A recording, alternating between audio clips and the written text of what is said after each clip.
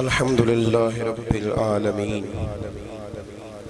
والعاقبة للمتقين والصلاة والسلام على سيد الأنبياء والمرسلين وعلى آله وأصحابه أجمعين أما بعد أعوذ بالله من الشيطان الرجيم بسم الله الرحمن الرحيم ذلك الكتاب لا ريب فيه صدق الله العظيم وصدق رسوله النبي الكريم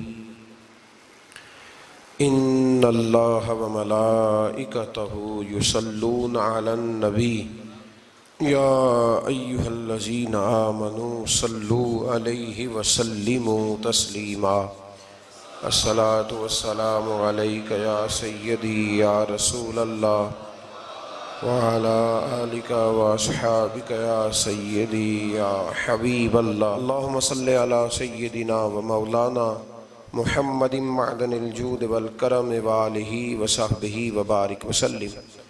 تمام تعریفیں حمد و ثنا اللہ تعالیٰ جل مجدہ الکریم کے لیے اور ہر قسم کے درود و سلام نبی رحمت صلی اللہ تعالیٰ علیہ وسلم کی ذات والا صفات کے لیے حمد و صلات کے بعد، عزیز دوستو، قرآن مجید کی دو قسم کی ترتیبیں ہیں۔ ایک قرآن مجید کی ترتیب وہ ہے کہ جس ترتیب سے قرآن مجید نازل ہوا، اور ایک وہ ترتیب ہے جس ترتیب سے نبی کریم علیہ السلام نے، حضور کے صحابہ نے حضور کی تعلیمات کی روشنی میں قرآن پاک کو جمع فرمایا۔ ایک ترتیب نزولی کہلاتی ہے، ایک ترتیب توقیفی کہلاتی ہے، جس ترتیب سے اسے جمع کیا گیا۔ نزول کے اعتبار سے قرآن مجید کی سب سے پہلی سورہ مبارکہ سورہ اقرا ہے۔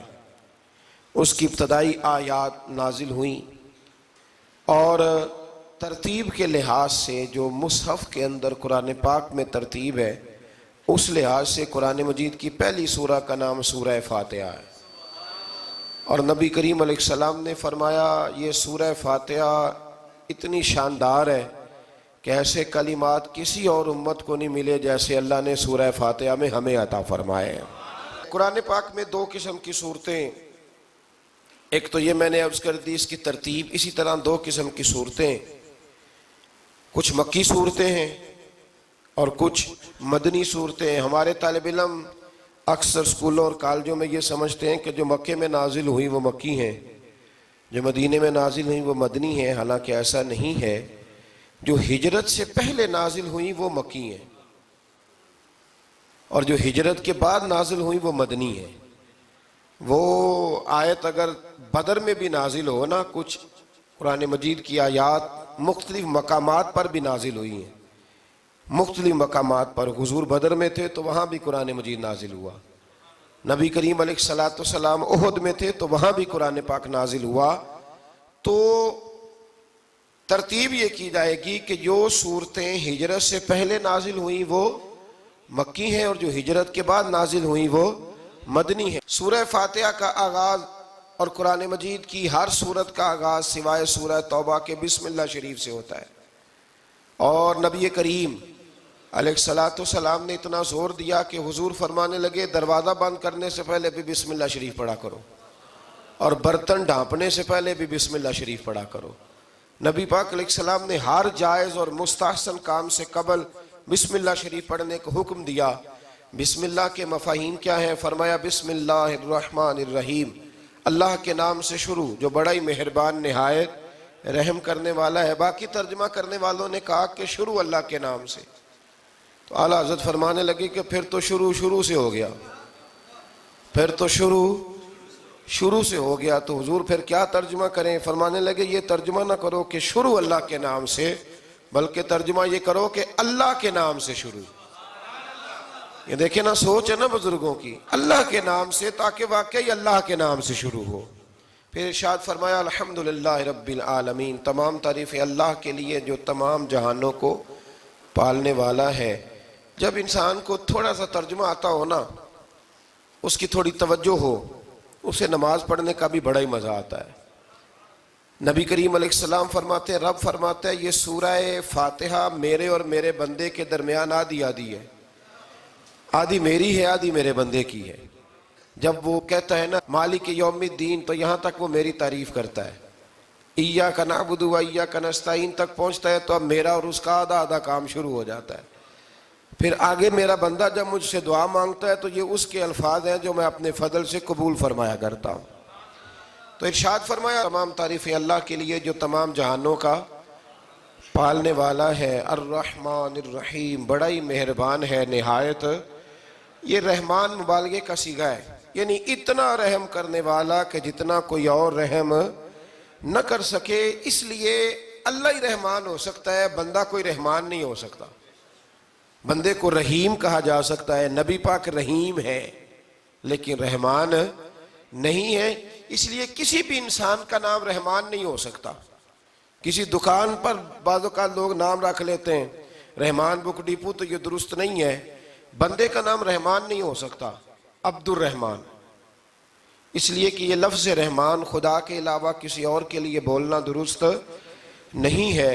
پھر ارشاد فرمایا مالک یوم الدین، اللہ مالک ہے قیامت کے دن کا۔ تو یا اللہ آج کے دن کا مالک بھی تو ہی ہے، آج جو یکم رمضان مبارک ہے تو اس دن کا مالک بھی اللہ ہی ہے۔ تو یہ جو خاص کر کہا مالک یوم الدین، اس کا معنی یہ ہے کہ یہاں کچھ لوگ عارضی طور بھی تو بعض چیزوں کے مالک ہیں نا، یہ زمین میری ہے، یہ گھڑی میری ہے، یہ گھر میرا ہے، یہ بچے میرے ہیں، عارضی طور پر بھی تو لوگ مالک ہیں، لیکن قیامت کے دن عارضی طور پر بھی کوئی مالک نہیں ہوگا۔ قیامت میں ساری بادشاہی فقط میرے اللہ کی ہوگی۔ بلکہ رب کریم فرمائے گا کہاں ہیں وہ لوگ جو دنیا میں بادشاہ بنا کرتے تھے، کدھر ہے؟ بڑے بڑے کج کلا جو کہتے تھے کہ ہم اٹھتے ہیں تو لوگ اٹھتے ہیں، بیٹھتے ہیں تو دنیا بیٹھ جاتی، وہ کہاں ہے؟ جب کوئی نہیں بولے گا تو رب فرمائے گا للہ الواحد القہار، آج ایک رب واحد اور قہار کی حکمرانی ہے۔ پھر ارشاد فرمایا ایاک نعبد و ایاک نستعین، بے شک ہم تیری ہی عبادت کرتے ہیں اور تجھی سے مدد چاہتے ہیں۔ عبادت بھی اللہ کی ہے اور مدد بھی، یہ جو بندوں کے ذریعے بعض اوقات مدد ہوتی ہے تو یہ مدد بھی اللہ کی ہے، یہ مدد بھی اللہ کی ہے۔ یہ کسی بندے نے مائک بنایا ہے جس کی مدد سے آپ تک آواز جا رہی ہے، تو اس کو عقل کس نے دی تھی بنانے کی؟ تو پھر مدد کس کی ہوئی؟ اللہ کی۔ تو دنیا میں کوئی بھی جو مدد کرتا ہے وہ اللہ کے ولی کریں، نبی کرے، پیغمبر کریں، تو وہ مدد کس کی ہے؟ اللہ کی، اس لیے کہ وہ ذاتی طور پر کچھ بھی نہیں کر سکتے۔ اگر اللہ انہیں توفیق نہ دے وہ کسی کی مدد نہیں کر سکتے۔ تو ایاک نعبد و ایاک نستعین، ہم تیری ہی عبادت کرتے ہیں، تجھی سے مدد چاہتے ہیں۔ اہدنا الصراط المستقیم، اے اللہ ہمیں سیدھا راستہ دکھا۔ کون سا راستہ سیدھا ہے؟ کون سا راستہ سیدھا ہے؟ تو اللہ نے خود ہی فرمایا ایسے ہی نہ بھٹک جانا، راستہ سیدھا وہ ہے صراط الذین انعمت علیہم، ان لوگوں کا راستہ سیدھا ہے جن پر اللہ نے انعام فرمایا ہے۔ اور وہ کون ہے؟ قرآن مجید نے خود فرمایا انعم اللہ علیہم من النبیین والصدیقین والشہداء والصالحین، وہ نبی ہیں، صدیق ہیں، شہید ہیں اور نیک لوگ ہیں۔ فرمایا اپنی مرضی کے راستے پہ چلو گے تو بھٹک جاؤ گے، رب کی بارگاہ میں سوال کرنا کہ وہ تمہیں نبیوں کے، صدیقوں کے، شہیدوں کے اور نیک لوگوں کے راستے پہ چلائے۔ غیر المغضوب علیہم ولا الضالین، نہ ان لوگوں کے راستے پہ چلا جن پر تیرا غضب ہوا، اور نہ ان کے راستے پہ چلا جن پر تو ناراض ہوا، جنہیں تو نے گمراہ کیا، ان لوگوں کے راستے پہ نہ چلا، بلکہ ان لوگوں کے راستے پہ چلا جن پر تیرا انعام ہوا۔ یہ جو لوگ ہیں نا مغضوب علیہم ولا الضالین، ایک گروہ یہودیوں کا ہے اور ایک عیسائیوں کا ہے۔ کہا جا رہا ہے یا اللہ نہ یہودیوں کے راستے پہ چلا اور نہ عیسائیوں کے راستے پہ چلا، ہمیں تو ابو بکر صدیق کے راستے پہ چلا، ہمیں تو عمر فاروق کے راستے پہ چلا، عثمان غنی، مولا علی اور جناب ابو ہریرہ کے راستے پہ چلا۔ اب یہ سورہ فاتحہ کا تو میں نے مکمل ترجمہ عرض کیا۔ سورہ بقرہ یہ قرآن مجید کی سب سے بڑی سورہ ہے۔ ایک حدیث اس کی فضیلت پہ سن لے، نبی کریم علیہ السلام نے فرمایا جس گھر میں سورۃ بقرہ پڑھی جائے نا، فرمایا جن کیا وہاں سے تو شیطان بھی بھاگ جاتا ہے۔ سورہ بقرہ گھروں میں پڑھیں، یہ سب سے بڑا تعویذ ہے۔ اگر گھر میں جنات ہوں، کوئی آسیب ہوں، اور یہ وہ والا تعویذ ہے جو مدینے والے رسول نے عطا فرمایا ہے۔ یہ سب سے بڑی سورہ ہے۔ مفسرین فرماتے ہیں اگر کوئی استدلال کی قوت رکھتا ہو تو ایک 100 چیز کا اللہ نے حکم دیا ہے، بلکہ امام اعظم فرماتے ہیں 100 تھوڑی ہے، میری نظر سے پڑھو تو 1000 چیزوں کا حکم دیا ہے، 1000 سے منع کیا ہے، اور 1000 قسم کی نصیحتیں اللہ کریم نے سورہ بقرہ کے اندر فرمائی ہیں۔ اس سورہ مبارکہ کا جو پہلا رکوع ہے نا، اس میں جو سب سے پہلی آیت ہے وہ ہے الف لام میم۔ ان کو کہتے ہیں حروف مقطعات۔ پہلا لفظ ہی جب کوئی قرآن مجید کا پڑھتا ہے نا، بہت بڑا عالم فاضل، بہت بڑا محدث، تو اسے یہ کہنا پڑتا ہے کہ میں نہیں جانتا، اللہ جانتا ہے یا اللہ کا رسول جانتا ہے۔ الف لام میم کا معنی ہم نہیں جانتے، اللہ جانے یا اللہ کا رسول جانے، یا جس کو وہ دونوں بتا دیں وہ جانتا ہے، ورنہ یہ اللہ اور اس کے رسول کا راز ہے۔ یہ آگے ارشاد فرمایا ذالک الکتاب لا ریب فیہ، یہ وہ عظیم کتاب ہے جس میں شک کی کوئی گنجائش نہیں ہے۔ ھدی للمتقین، یہ ہدایت ہے پرہیزگاروں کے لیے۔ سوال یہ ہوتا تھا کہ یا اللہ جو متقی پرہیزگار ہیں وہ تو پہلے ہی ہدایت پہ ہیں، تو قرآن بھی اگر انہیں ہدایت دے گا تو پھر جو گناہگار ہیں ان کی ہدایت کہاں ہے؟ تو اس آیہ مقدسہ کا معنی مفسرین نے یہ بیان فرمایا ہے کہ مطلب اس کا یہ ہے کہ قرآن ہدایت دیتا سب کو ہے، لیکن اس سے ہدایت حاصل متقی لوگ کرتے ہیں۔ بارش برستی ہے نا سب جگہوں پہ، لیکن اگر کسی نے فرش کرایا ہو، ٹائلیں لگوائی ہو، تو وہاں پھل پھول اگ سکتے ہیں، سبزہ اگ سکتا ہے، اس کے لیے زمین کا زرخیز ہونا شرط ہے۔ قرآن مجید سب کو ہدایت دیتا ہے، لیکن قرآن مجید سے ہدایت لیتے وہ ہیں جنہیں اللہ نے تقوی والا دل عطا فرمایا ہے، ڈرنے والا دل دیا۔ آگے جو آیات ہیں نا 5، ان میں اللہ تبارک و تعالیٰ نے متقی لوگوں کی فضیلت بیان کی ہے، نشانیاں بیان کی ہیں کہ وہ کون ہوتے ہیں۔ ان میں پہلا ارشاد فرمایا کہ متقی وہ ہوتا ہے جو غیب پہ ایمان لے آتا ہے، اس چکر میں نہیں پڑتا کہ آنکھوں سے دیکھوں گا تو مانوں گا۔ اور دوسرا فرمایا متقی وہ ہوتا ہے جو نماز قائم کرتا ہے اور اللہ کے دیے ہوئے رزق سے اللہ کے راستے میں خرچ کرتا ہے۔ اور تیسرا فرمایا متقی وہ ہوتے ہیں کہ محبوب جو قرآن ہم نے آپ پہ نازل کیا اس پر بھی ایمان لاتے ہیں، اور جو آپ سے پہلے نازل کیا گیا اس پر بھی ایمان لاتے ہیں، یعنی تورات کو، زبور کو، انجیل کو، اس کو بھی وہ مانتے ہیں۔ اور پھر اللہ کریم نے فرمایا اولئک علی ھدی من ربہم واولئک ھم المفلحون، یہ جو لوگ ہیں نا غیب پر ایمان لانے والے، نماز پڑھنے والے، زکوٰۃ دینے والے، پچھلی کتابوں کو بھی ماننے والے، نبیوں کو بھی ماننے والے، اور رسول پاک پر ایمان لانے والے، فرمایا یہ وہ لوگ ہیں جو اللہ کی طرف سے ہدایت پر ہیں، اور یہ وہ لوگ ہیں جو دنیا میں بھی کامیاب ہو جائیں گے اور آخرت میں بھی کامیاب ہو جائیں گے۔ پھر آگے نا اللہ تبارک و تعالیٰ نے کفار کا ذکر فرمایا ہے 3 آیات کے اندر۔ مومن کے بعد دوسرا درجہ کس کا ہے ذکر میں؟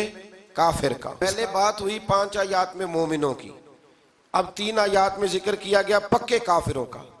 مومن وہ ہوتا ہے زبان سے بھی اللہ اور اس کے رسول کو مانے، ان کی لائی ہوئی چیزوں کو مانے اور دل سے بھی تسلیم کرے، اور کافر وہ ہوتا ہے کہ جو نہ زبان سے مانتا ہے اور نہ ہی دل سے تسلیم کرتا ہے۔ پھر اللہ تبارک و تعالیٰ نے 13 آیات کے اندر، 3 آیتوں میں کافروں کا ذکر کیا اور 13 آیات کے اندر پھر منافقین کا ذکر فرمایا ہے۔ منافق اس کو کہتے ہیں، منافق اس کو کہتے ہیں جو زبان سے تو دعوے اونچے اونچے کرتا ہے ایمان کے، لیکن اس کے دل میں ایمان موجود نہیں ہوتا۔ آپ حیران ہوں گے، یہیں پہ بات کو ذرا غور سے سمجھیں کہ مومنوں کا ذکر 5 آیات میں اور کفار کا 3 آیات میں، پکے کفار کا، اور منافقین کے لیے اللہ نے اگلے ہی رکوع میں 13 آیات بیان فرمائی۔ 13، یہ خطرناک گروہ ہے منافقین کا، یہ خوفناک لوگ ہیں، یہ وہ چھپی ہوئی بیماری ہے کہ جس کو پکڑنا تھوڑا مشکل ہے۔ کچھ بیماریوں کو ڈاکٹر کہتے ہیں نا یہ خاموش قاتل ہے، قتل کر دیتی ہے پر پتہ نہیں لگنے دیتی۔ اسی طرح منافقین کا ٹولہ ہے۔ قرآن مجید کہتا ہے ان منافقین کے بارے میں وَمِنَ النَّاسِ مَن يَقُولُ آمَنَّا بِاللَّهِ وَبِالْيَوْمِ الْآخِرِ وَمَا هُمْ بِمُؤْمِنِينَ، اے محبوب کچھ لوگ کہتے ہیں ہم اللہ اور آخرت پر ایمان لائے، لیکن وہ ایمان لانے والے نہیں ہیں۔ تو جب رب کہتا ہے نہیں ہے، آج کسی کو کہہ دیا جائے نا کہ وہ بندہ جھوٹا کلمہ پڑھتا ہے، اس کی باتیں نہیں بتاتی، تو کہتے ہو آپ ایک کلمہ گو کو برا کہہ رہے۔ تو یہاں تو اللہ ان کے کلمے کا بھی اعلان فرما رہا ہے اور ان کے نفاق کا بھی اعلان 13 آیات میں. اور رب فرماتا ہے یخادعون اللہ والذین آمنوا وما یخدعون الا انفسهم وما یشعرون.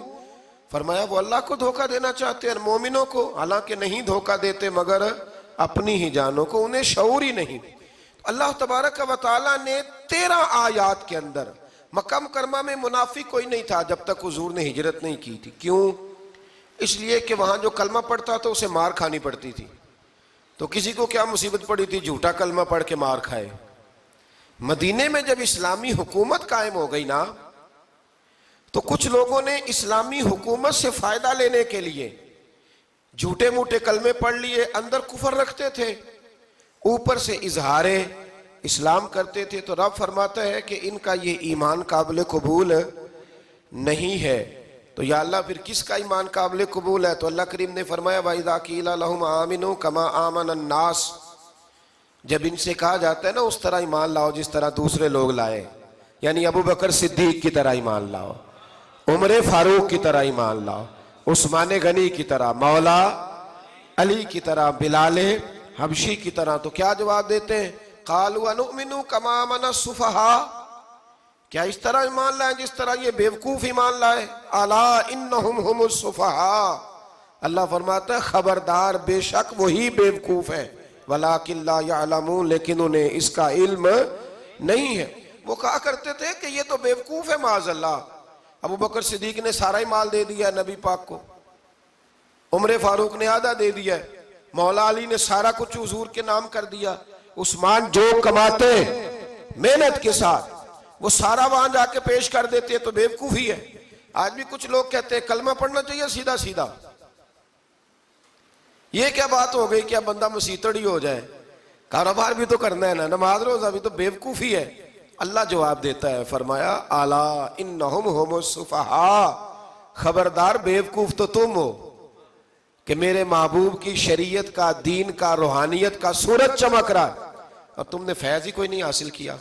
تو میرے بھائیوں، صحابہ کا ایمان وہ ایمان ہے، اہل بیت نبوت کا وہ ایمان ہے کہ اللہ کو ایمان بھی وہ والا پسند ہے جو حضور کے غلاموں جیسا ایمان ہو. اللہ تبارک و تعالیٰ نے منافقین کا ذکر فرمایا تو پھر اللہ کریم نے فرمایا یہ تو وہ بیوقوف لوگ ہیں اس آدمی کی طرح جو آگ جب پوری جلا لیتا ہے نا روشنی پھیل جاتی ہے تو پھر اللہ اس کا نور لے جاتا ہے. انہوں نے بھی چلاکیاں کر کے تھوڑا سا ماحول بنایا تھا تو اللہ نے ان کے سارے پردے کھول دیے. ان کے پاس کچھ باقی بچا، ان کے پردے کھول گئے. رسول کریم علیہ السلام کی بارگاہ میں نا ایک دن ان منافقین نے شرارت کر دی. منافقین نے شرارت کیا کی؟ جب حضور صلی اللہ علیہ وسلم نے فرمایا نا پوچھو جو پوچھنا ہے، تو امام راضی کہتے ہیں یہ پیچھے نمازیں پڑھتے تھے، یہ 313 تھے حضور کے پیچھے. اگر مدینے میں رہ کے منافق ہو سکتے ہیں تو باقی ملکوں میں بھی تو ہو ہی سکتے ہیں نا جی. حضور کے پیچھے نمازیں پڑھتے تھے تو ایک دن کہنے لگے جی یہ کہتے ہیں جو مرضی پوچھو تو ہم پیچھے نمازیں پڑھتے ہیں، ہمارا انہیں پتہ نہیں. جب یہ اعتراض کیا نا حضور کے علم پر، آپ سمجھ لیں کہ حضور کے علم پر اعتراض کرنا طریقہ کس کا ہے؟ طریقہ کس کا ہے حضور کے علم مبارک پر اعتراض کرنا؟ کہنے لگے پیچھے نمازیں پڑھتے انہیں پتہ ہی نہیں. جب یہ کہا تو اللہ کے رسول نے نا، جمعے والا دن تھا، حضور نے فرمایا میرے علم پر اعتراض کرتے ہو؟ 70 بندے نام لے کر اور ولدیتیں لے کر، بلکہ بہت سارے ایسے تھے جنہیں کنفرم ہو گیا کہ ولدیت اصل میں ہے کیا، انہیں طے ہو گیا. حضور کے بے ادب کے لیے یہ طے کرنا بھی مشکل ہوتا ہے نا. طے ہو گیا کہ ولدیت ہے کیا. 70 بندے نام لے کے حضور نے مسجد نبوی سے نکال دیے. فرمایا یا فلاں بن فلاں قم فخرج فإنک منافق، او فلاں کے بیٹے فلاں کھڑا ہو جا، نکل جا، تو منافق ہے. حضور نے 70 بندے نکال دیے. اب 70 بندے اکٹھے گلی میں نکلیں تو رش تو پڑ جاتا ہے نا. حضرت عمر فاروق لیٹ ہو گئے، جمعے میں آ رہے تھے. ان کو جاتے ہوئے دیکھا تو عمر فاروق فرمانے لگے جمعہ ہو گیا ہے. بھئی 70 بندے نکل آئے باہر، جمعہ ہو گیا ہے. تو ایک منافق کہنے لگا تھا کہ نہیں حضور نے نکال دیا. تو عبداللہ بن ابی سلول جو ان کا سربراہ تھا نا، وہ کہنے لگا چپ کر. حضرت عمر سے کہنے لگا ہاں جی ہو گیا ہے. وہ بھی کہنے لگا تھا نہیں ہوا، ہمیں نکال دیا گیا ہے. تو یہ سردار بولا، کہنے لگا ہو گیا ہو گیا. حضرت عمر کہنے لگے چلو جمعہ ہو گیا تو جا کے اندر حضور کی زیارت ہی کر لیتا ہوں، لیٹ تو ہو ہی گیا ہوں۔ حضرت عمر اندر چلے گئے تو پیچھے سے وہ منافقین اپنے سردار سے کہنے لگے کہ 2 منٹ میں عمر کو پتہ چل جائے گا کہ تم نے جھوٹ بولا ہے۔ عمر کو جا کے پتہ چل جائے، کہنے لگا بڑے پاگل ہو، میں نے تمہاری جان بچائی ہے، نبی پاک نے تو مسجد سے نکالا ہے نا۔ تو عمر کو پتہ چل جاتا نا منافق ہیں، تو ابو بکر بھی مسجد میں تھے، علی بھی مسجد میں تھے، عثمان بھی مسجد میں تھے، بچانے والا ہی کوئی نہیں تھا۔ عمر نے تلوار لے کے تو دنیا سے ہی نکال دینا تھا، تو میں نے جان بچائی ہے، آپ جائیں گے نا اندر تو حضور ٹھنڈا کر دیں گے، فرمائیں گے چلو میں نے نکال جو دیا ہے۔ تو یہ وہ منافقین کی جماعت ہے۔ دوسرے سے تیسرے رکوع میں نا اللہ تعالیٰ نے انسان کو یاد کرایا ہے کہ تو نے عبادت اپنے رب کی کرنی ہے، اور فرمایا رب تمہارا وہ ہے جس نے تمہارے لیے زمین کو فرش بنایا ہے، آسمان کو چھت بنایا ہے، اور آسمان سے پانی برسا کے تو زمین سے پھل اگائے ہیں، رزق لکم، وہ بھی تیرے کھانے کے لیے اگائے ہیں۔ وہ جو آسمان سے بارش برسا کے زمین سے سبز اور پھل اگائے ہیں تو وہ بھی تیرے لیے۔ جب سارا کچھ تیرے لیے بنایا تو بھی تو عبادت کرنا اپنے رب کی، پھر کسی کو اس کا شریک نہ ٹھہرا۔ ایک چیلنج بھی کیا قرآن مجید نے اس رکوع کے اندر۔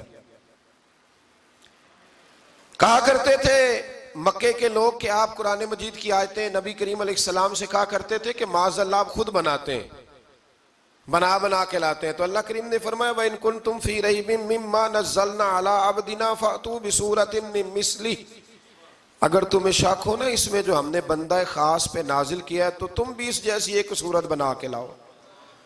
پڑھے لکھے تو تم بھی ہو نا، مکے میں تم بھی رہتے ہو، تو ایک صورت بنا کے لاؤ۔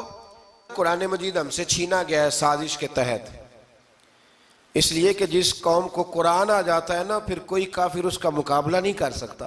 دیکھیں نا اگر کافروں کے پاس جواب ہوتا قرآن پاک کا تو بدر اور احد میں نا کوئی آیت بنا کے لاتے، قرآن کے مقابلے کی تلواریں لے کے نہ آتے، ان کے پاس جواب ہی نہیں تھا۔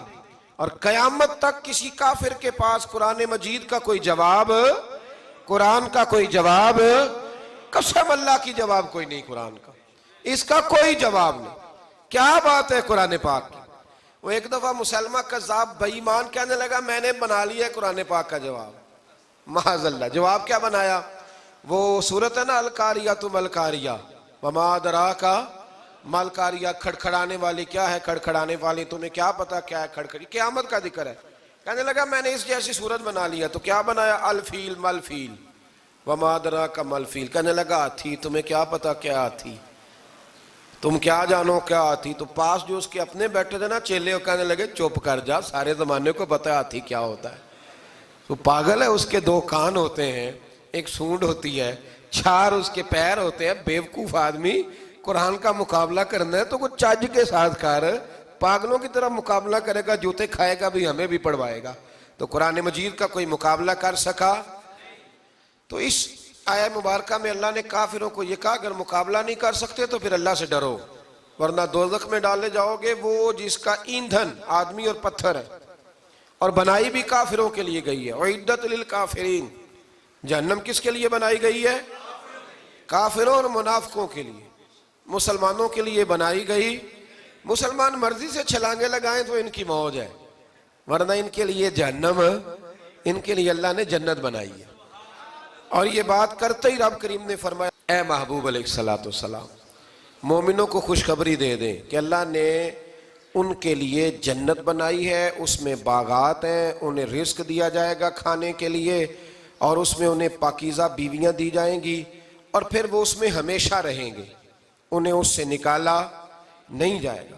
آگے جو آیات کریمہ ہے نا اس کے اندر اللہ تبارک و تعالیٰ نے فرمایا ہے کہ اللہ حیا نہیں کرتا سمجھانے کے لیے، مچھر کی مثال بھی دینی پڑے۔ فرمایا قرآن سے کچھ لوگ ہدایت حاصل کرتے ہیں اور کچھ گمراہ ہو جاتے ہیں۔ جب لوگ اپنی مرضی کی تشریحات چاہتے ہیں تو گمراہ ہوتے ہیں، اور جب قرآن کو رسول اللہ صلی اللہ علیہ وسلم اور امت مسلمہ کی تشریحات کی روشنی میں سمجھتے ہیں تو پھر اللہ ہدایت عطا فرماتا ہے۔ پھر اللہ تبارک و تعالیٰ نے آگے ارشاد فرمایا حضرت آدم کی پیدائش کا واقعہ۔ کچھ مفسرین نے لکھا اللہ نے مشورہ کیا تھا فرشتوں سے، وَإِذْ قَالَ رَبُّكَ لِلْمَلَائِكَةِ إِنِّي جَاعِلٌ فِي الْأَرْضِ خَلِيفَةً لیکن کچھ مفسرین کہتے ہیں کہ اللہ کو ضرورت نہیں فرشتوں سے مشورہ کرنے کی. اللہ نے فرشتوں سے مشورہ نہیں کیا، بلکہ رب نے انہیں آگاہ فرمایا تھا کہ میں لگا ہوں زمین پہ اپنا نائب بنانے، میں خلافت دینے لگا ہوں زمین پہ. اب یہ تو دینے والی کی مرضی ہے نا اس نے کس کو دینی ہے، یہ تو دینے والے کی مرضی ہے نا اس نے. تو کچھ لوگ کہتے ہیں کہ دینے والے سے زیادہ ہمیں پتہ ہے. تو فرشتوں کو بھی یہ اجتہادی خطا ہو گئی، کہنے لگے یا اللہ اسے نہ بنانا، یہ فساد کرے گا، یہ خون ریزیاں کرے گا. تو اللہ نے فرمایا جو میں جانتا ہوں وہ تم. اللہ اکبر. امام راضی فرماتے جب رمضان آتا ہے تو اللہ فرشتوں سے کہتا ہے ذرا یہ کھول کے دروازے دیکھو نا یہ زمین پہ کیا کر رہے ہیں. تم تو کہتے تھے فساد کریں گے اور یہ سارے تراویحاں پڑھ رہے ہیں. تم تو گویا کہتے تھے فساد کریں گے اور یہ تو دیکھو گویا رمضان کے روزے رکھ رہے ہیں، یہ تو میری یاد میں نکلے ہوئے ہیں. تم کچھ کہتے تھے اور دیکھو میں نے تمہیں کہا تھا نا جو میں جانتا ہوں وہ تم.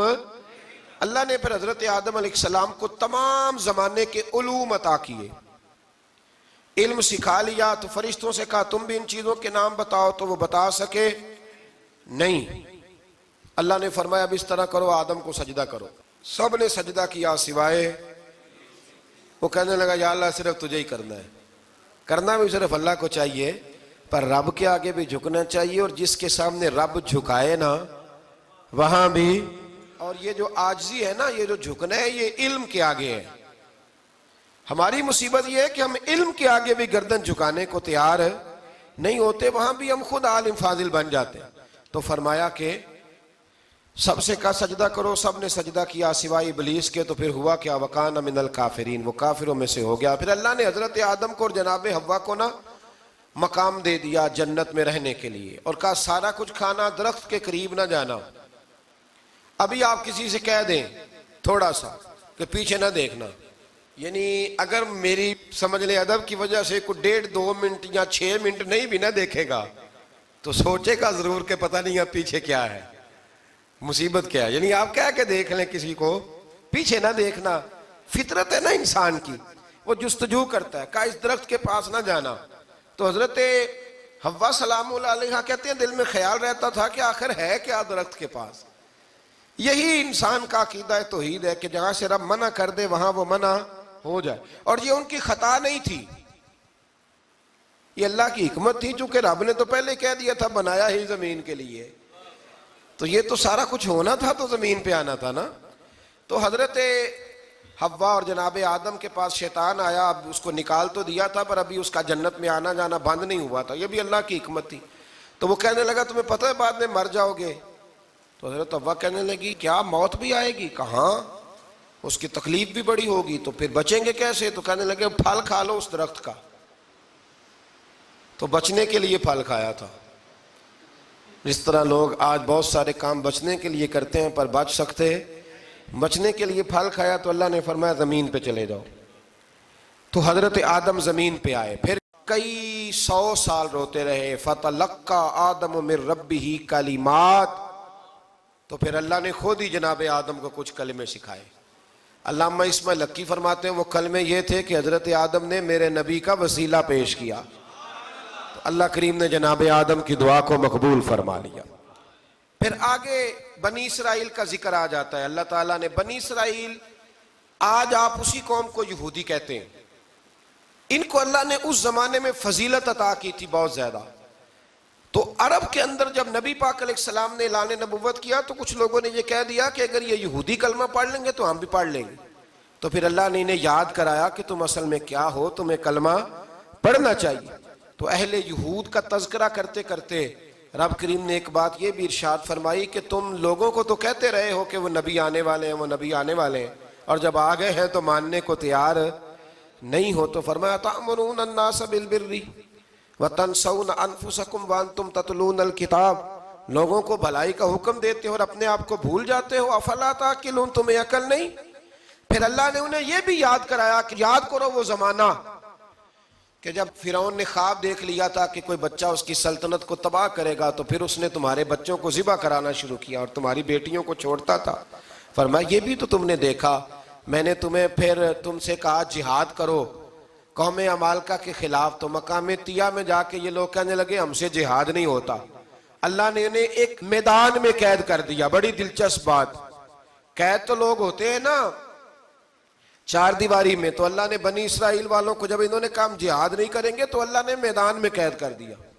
میدان میں. یہ یاد رکھیں, جب انسان اللہ کی نافرمانی کرتا ہے تو اسے ایسی قید ملتی ہے جس کا اس نے تصور بھی نہیں کیا ہوتا. ایک میدان ہے مقام طیہ, قید ہو گئے. سارا دن سفر کرتے تھے, سارا دن. تو رات کو تھک کے سوتے تھے, صبح اٹھتے تھے نا جب, تو وہیں ہوتے تھے جہاں کل صبح چلے تھے. تو رب جب کسی کو قیدی بناتا ہے تو اسے زنجیروں کی, سلاخوں کی ضرورت. دعا فرمائے اللہ تبارک و تعالی غموں سے نجات عطا فرمائے. یہ دعا فرمائے. ایسی قید دیتا ہے کہ جس سے پھر چھٹکارا ہو سکتا. تو بنی اسرائیل کا بہت زیادہ تذکرہ اس پارے میں اللہ تبارک و تعالی نے پھر بیان کیا, اور پھر کہا کہ انہیں جو حکم دیا جاتا تھا یہ اس کی سرتابی کرتے تھے. پھر اللہ نے ان پر ذلت نازل کر دی اور یہ ہمیشہ اس کا شکار رہے. قوم سبت کا ذکر فرمایا اللہ نے. ہفتے والے دن کچھ لوگ نافرمانی کرتے تھے. ہمارے بھی ہیلے بہانے ہیں نا آج کل کاروبار میں. تو اسی سپارے کی آیت نمبر 65 کے اندر اللہ تعالیٰ نے حضرت داؤد کی قوم کا ذکر کیا کہ اللہ نے انہیں حکم دیا تھا کہ ہفتے والے دن مچھلیاں نہیں پکڑنی. تو وہ کہتے تھے چلو ہاتھ لگا کے نہیں پکڑنی, ہاتھ لگا کے.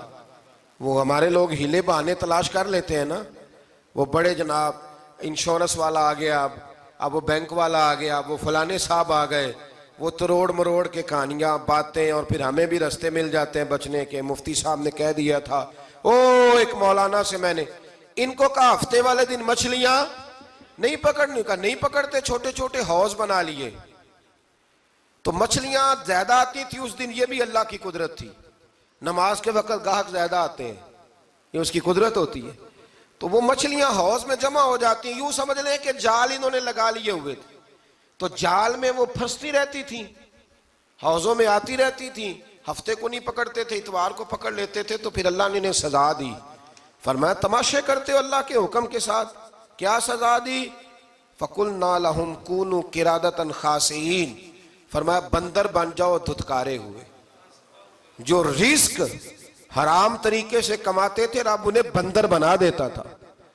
ابھی بھی میں نے دیکھے ہیں بڑے بڑے تاجر پاگلوں جیسی زندگی گزار رہے ہیں. نفسیاتی طور پہ سکون نہیں ہے, کروڑوں روپیہ پڑا ہے. کیوں؟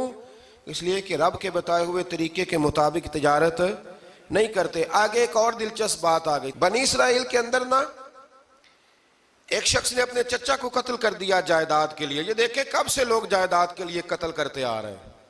چچا کو قتل کر دیا, اور قتل کر کے حضرت موسیٰ علیہ السلام کے پاس آئے کہ میرے چچا کو کسی نے قتل کر دیا ہے, تو بتائیں کیا کرنا ہے. تو آپ نے فرمایا کہ گائے ذبح کرو, اور اس کا ایک ٹکڑا مقتول کو مارو, مرنے والے کو. وہ خود اٹھ کے بتا دے گا مجھے کس نے قتل کیا ہے. اب ارادہ نہیں تھا گائے ذبح کرنے کا, تو بہانے کرنے لگے. ارادہ نہیں نہ ہوتا تو پھر کیا ہوتے ہیں, کہنے لگے گائے کس طرح کی ہو, بوڑھی ہو کہ بچی ہو, رنگ کیسا ہو, جوان ہو کہ چھوٹی ہو, حال میں ایک دفعہ چلنا سیکھ گئی ہو یا ابھی نہ سیکھی ہو. تو بتاتے گئے تو رب بھی شرطیں بیان کرتا گیا. گہرے زرد رنگ کی ہو, حال کے اندر اسے نہ چلایا گیا ہو, پانی نہ نکالا گیا ہو, نہ بچی ہو نہ جوان ہو, اس کے درمیان ہو. یہ ساری شرطیں کہاں پائی جاتی تھیں؟ حضرت موسیٰ علیہ السلام کی قوم کا ایک شخص تھا جو اللہ کا ولی تھا. وہ جب انتقال کرنے لگا نا, اللہ اکبر, دیکھو رب ولیوں کی اولادوں پر بھی کتنا فضل فرماتا ہے. وہ جب انتقال کرنے لگا تو ایک اس کے پاس چھوٹی سی بچیا تھی, گائے کی بچی.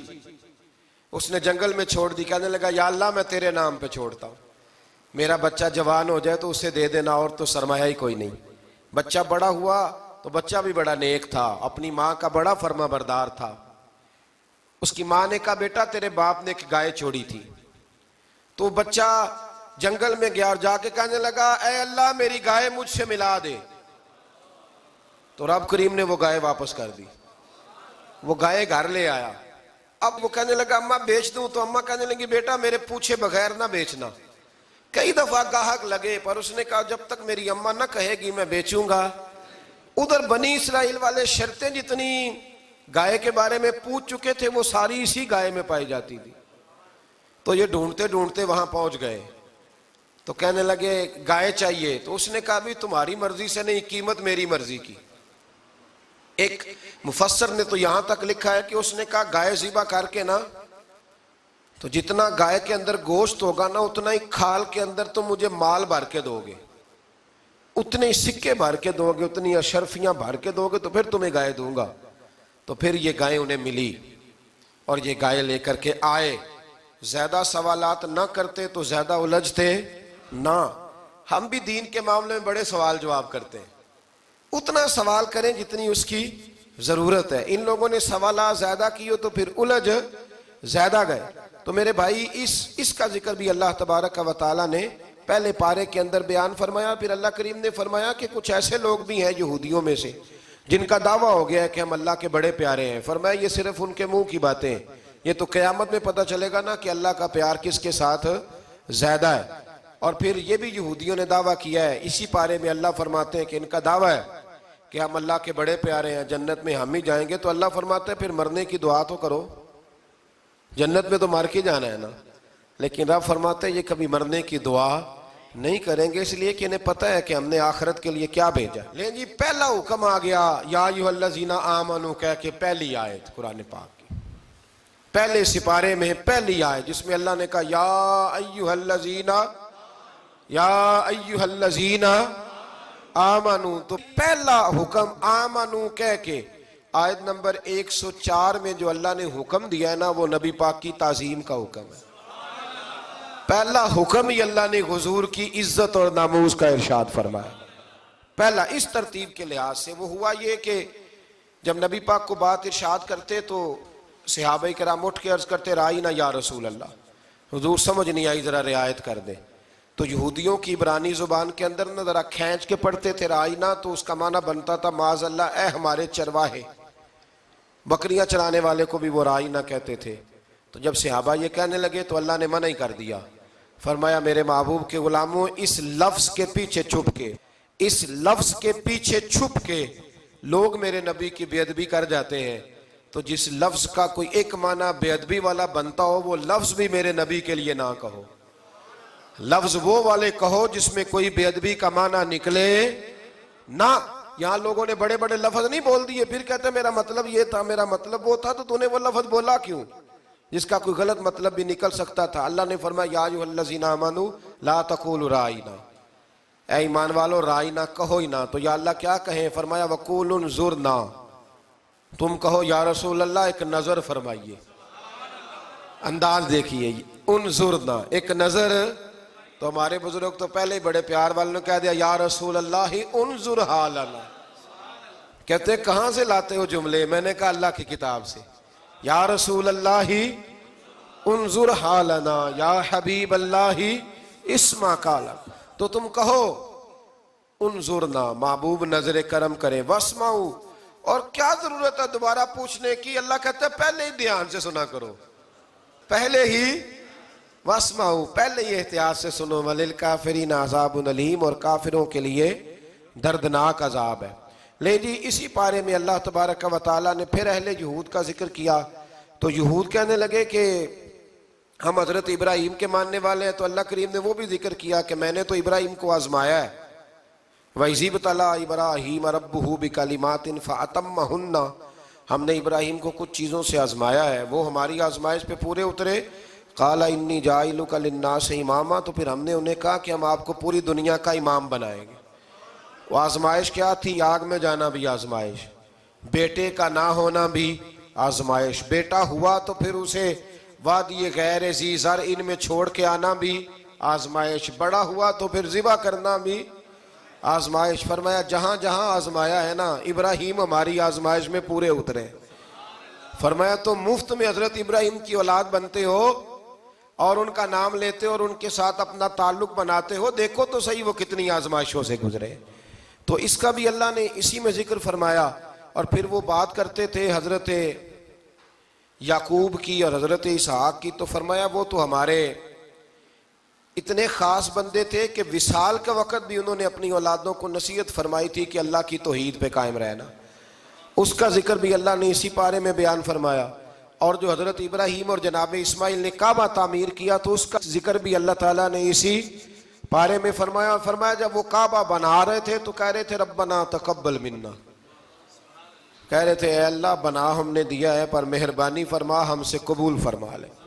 تو جو آیہ کریمہ آخر میں عرض کرنا چاہتا ہوں اس پر بھی تھوڑی توجہ فرمائیں گے تو بات بڑی نکھر کے باہر آئے گی۔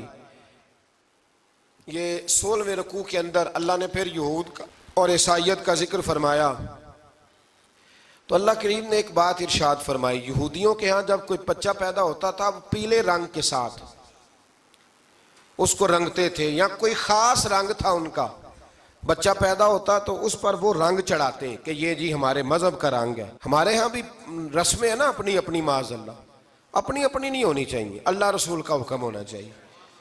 تو یہودیوں کے ہاں بچہ پیدا ہوتا تو ایک خاص رنگ چڑھاتے، عیسائیوں کے ہاں پیدا ہوتا تو وہ بھی ایک خاص رنگ چڑھاتے۔ تو مسلمانوں کے ہاں بچے پیدا ہوئے تو انہوں نے بھی توجہ کی کہ یہ کیا ہو رہا ہے، تو رب کریم نے فرمایا صبغۃ اللہ، رنگ اللہ کا ہی ہے۔ ومن احسن من اللہ صبغہ، اور فرمایا اللہ کے رنگ سے زیادہ خوبصورت کس کا رنگ ہو سکتا ہے؟ اللہ کا رنگ کیا ہے؟ لا الہ الا اللہ محمد الرسول اللہ صلی اللہ علیہ۔ فرمایا نیلے پیلے کالے رنگ نہ چڑھاؤ، اپنے ذہن پر توحید و رسالت کا رنگ چڑھاؤ، یہ سب سے بہترین رنگ ہے۔ اگر تمہارے ذہنوں پر رب رسول کی توحید کا رنگ چڑھ گیا تو یہ وہ والا رنگ ہے، پھر تمہیں کسی اور رنگ کی طرف جانے کی ضرورت نہیں پڑے گی۔ تو فرمایا رنگ وہ پیدا کرو جو توحید کا ہے، رسالت کا ہے، اس رنگ کی توجہ کرو۔ قرآن مجید کے اس پارے میں اللہ کریم نے مختلف باتیں بیان کر کے آخری رکوع میں یہ جو رنگ کا ذکر فرمایا نا، تو یہ لگتا ہے پورے پارے کا خلاصہ ہے کہ رب کریم نے فرمایا اصل بات یہ ہے کہ تمہاری سوچوں پہ رب رسول کی توحید و رسالت کا رنگ ہونا چاہیے۔ ہر وقت بچہ پیدا ہو، کوئی دنیا سے جائے تو رنگ کس کا ہونا چاہیے؟ اللہ رسول کے دین کا۔ اللہ تعالی ہمیں سمجھنے کی توفیق عطا فرمائے۔ آخر دعوانا ان الحمدللہ۔